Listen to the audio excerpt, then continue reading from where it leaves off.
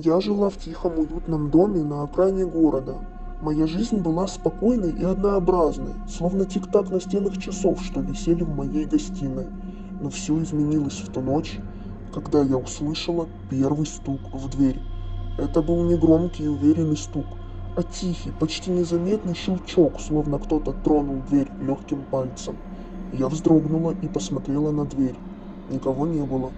Наверное, показалось. Подумала я, но не смогла избавиться от неприятного ощущения. Я подошла к окну и заглянула на улицу. Ночь была темной и тихой. Только луна освещала пустую улицу своим бледным светом. Через несколько минут я снова услышала стук. На этот раз он был чуть громче, и я уже не могла отмахнуться от него.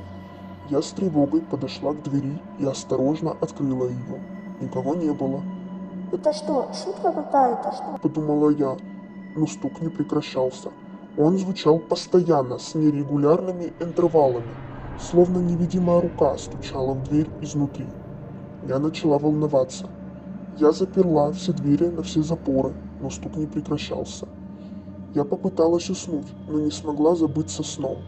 Стук преследовал меня, звучал в моей голове, словно грохот грома. Я сидела в кресле и с тревогой ждала утра.